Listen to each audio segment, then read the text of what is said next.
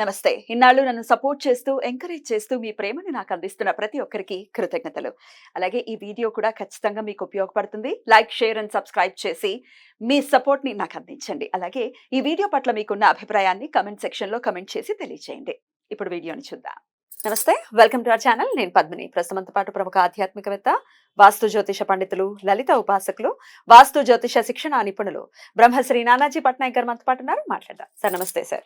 శ్రీమాత్రే నమః. మూడవ రోజు దేవీ నవరాత్రుల్లో భాగంగా మూడవ రోజు అమ్మవారిని ఏ రూపంలో మనం కొలవాల్సి ఉంటుంది, అలాగే ఆ అమ్మవారిని ఆ రూపంలో కొలవడం ద్వారా మనం ఎటువంటి సమస్యల నుంచి బయటపడతాము, ఒక జ్యోతిష పండితులుగా ఏ రాశి వాళ్ళు ఖచ్చితంగా ఈ రూపాన్ని కొలిచి తీరాలి, ఎందుకంటే పంచమ స్థానాన్ని భాగ్యస్థానాన్ని మీరు కలిపి చెప్తూ ఉన్నారు చాలా అద్భుతంగా.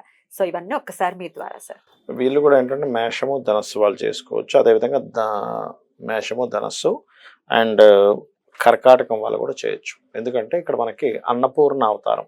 ముఖ్యంగా అన్నపూర్ణ అంటే ఫుడ్ రిలేటెడ్. మనకి చంద్రరాశులు తీసుకుంటాము, అలాగే ధనస్సు రాశి తీసుకుంటాము, మేషము కూడా తీసుకుంటాం పర్టికులర్గా. ఎందుకంటే ఇక్కడ పంచమము దీన్ని మనం కోఆర్డినేట్ చేసుకోవాలి. విజయం, ఎందుకంటే ఈ అన్నపూర్ణాదేవి యొక్క అవతారాన్ని కానీ అదే రోజు మనకు కళ్యాణి అనేటువంటి అమ్మవారిని కూడా ఆరాధిస్తారు.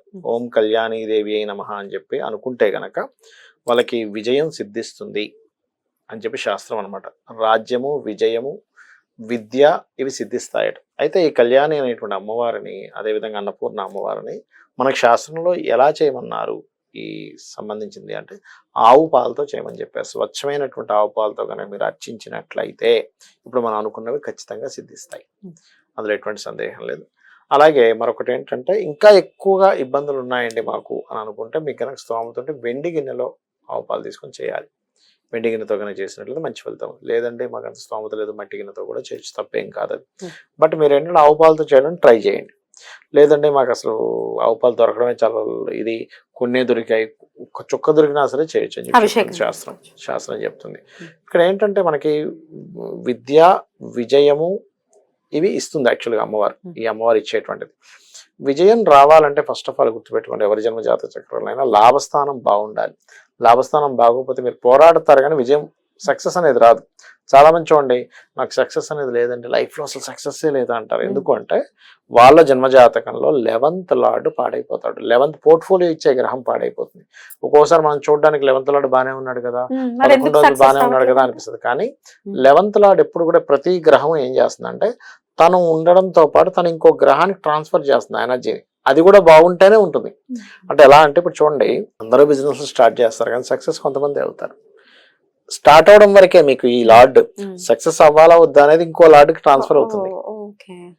రాజకీయాలకు అందరూ వెళ్తారు, కొంతమంది పిఎంలు, సీఎంలు అవుతారు, బిజినెస్ అందరూ చేస్తారు, పెళ్లిళ్ళు అందరూ చేసుకుంటారు, అందరూ సక్సెస్ఫుల్ కాదు. అవ్వడం వేరు, అంటే స్టార్ట్ అవ్వడం వేరు, సక్సెస్ అవ్వడం వేరు.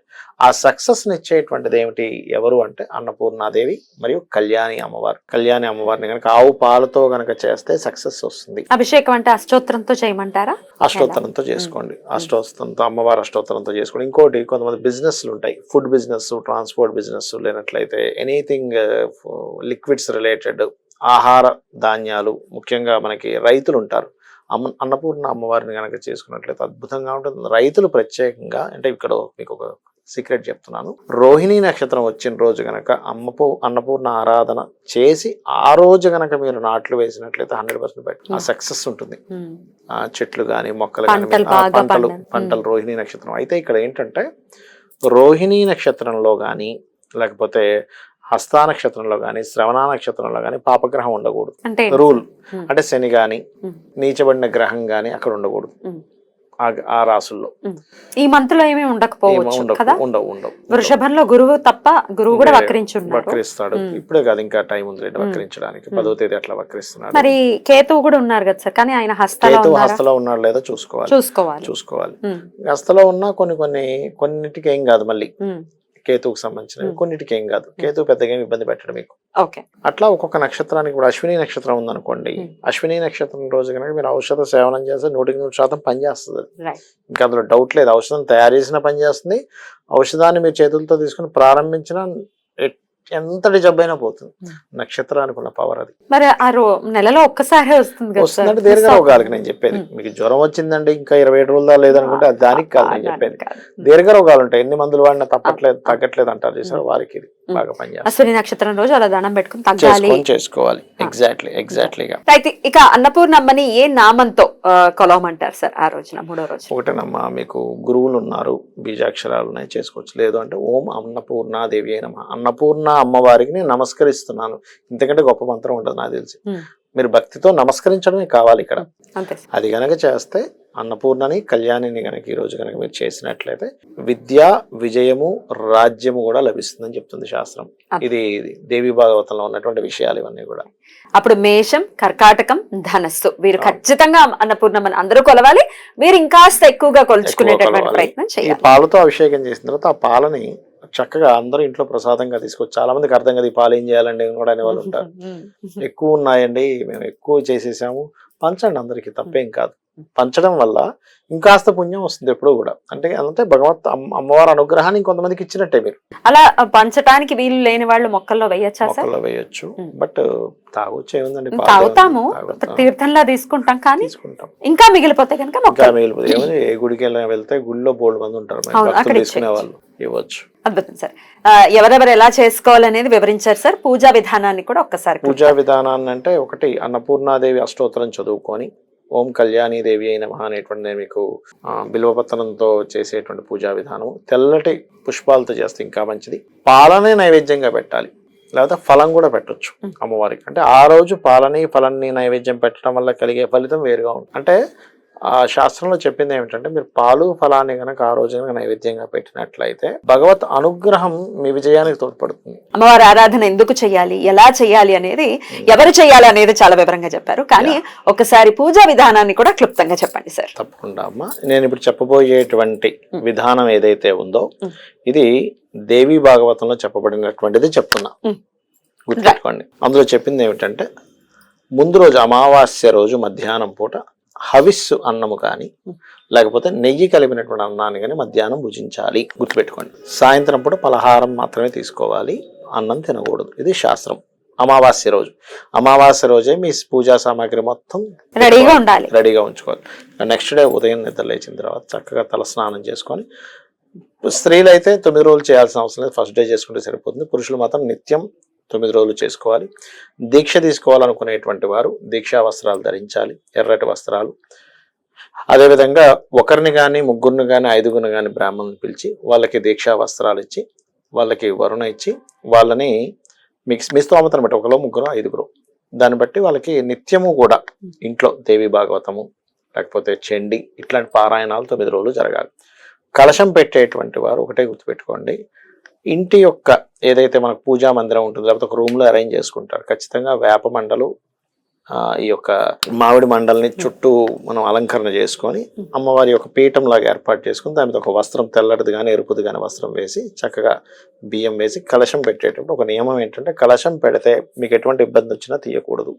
మధ్యలో ఏదైనా వచ్చింది పురోహితుని పెట్టి 9 days చేయాలి, కానీ మధ్యలో ఆపకూడదని శాస్త్రం, తీయకూడదు. దేవుడి గదిలో పెట్టేసి తలపేసేసామంటే అంటే కూడా కుదరదు. ఖచ్చితంగా ఇంట్లో ఏమి జరిగినా అది 9 days కంప్లీట్ అవ్వాల్సిందే. ఆ కలశం అది ఎలాంటి కలశమైనా దానం చేయాలి లాస్ట్ రోజు, చివరి రోజు ఆలోచించి పెట్టండి.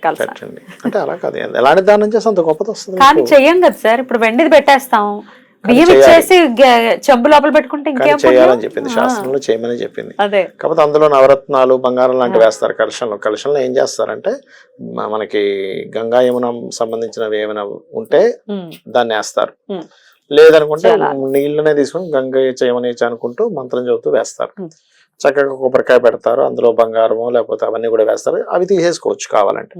కానీ కలశ స్థాపనతో పాటు శ్రీయంత్రం ఉండాలి, అమ్మవారి పటం ఉండాలి, లేదా విగ్రహం ఉంటే మీరు చక్కగా అలంకరణ చేసుకోవచ్చు. శ్రీచక్రానికి రోజు పూజ చేయాలి.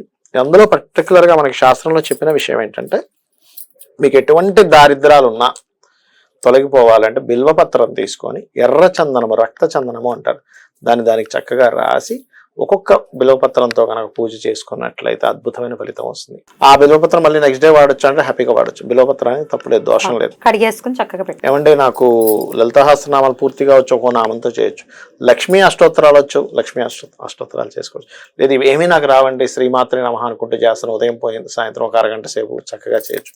అయితే పూజకు ముందు ఖచ్చితంగా మీరు ఆచమనం చేయడము, సంకల్పం చెప్పుకోవడం చేయకపోతే పూజ చేసిన ఫలితం రాదు. ధ్వజం ఖచ్చితంగా ఉండాలి అక్కడ. గుర్తుపెట్టుకోండి. ధ్వజం అంటే జెండా. జెండా లాగా అమ్మవారి సింహం మీద ఉన్నటువంటి అమ్మవారి కానీ లేకపోతే సింహం ఉన్నటువంటిది కానీ ధ్వజం ఖచ్చితంగా ఉండి తీరాలి. వీటన్నిటికంటే ముఖ్యమైనది ఏంటంటే అమ్మ, శాస్త్రంలో చెప్పినటువంటిది ఆవు పేడతో అలకమని చెప్పారు, కానీ ఇవాళ రేపు మనకి టైల్స్ ఇవన్నీ అలకలేం కాబట్టి కనీసం పేడనైనా అక్కడ పెట్టుకోవాలి. అలాగే చేస్తే ఇంకా అద్భుతం, గొబ్బెమ్మలాగా పెట్టుకోవచ్చు. పెట్టుకుంటేనే ఆ పూజకు ఫలితం అని చెప్పడం జరిగింది. అలాగే నిత్యము కూడా రోజుకు ఒక్కరినైనా సరే ముత్తైదువుని పిలిచి మీరు ఇవ్వాలి.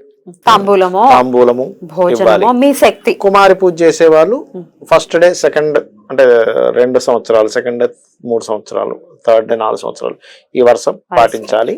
ఆ అమ్మాయికి పళ్ళు ఊడిపోవడం కానీ, కురుపులు ఉండడం కానీ, చేతి నిండా అనారోగ్యంతో ఉన్నటువంటి అమ్మాయిని కూర్చోబెట్టద్దని చెప్పింది శాస్త్రం.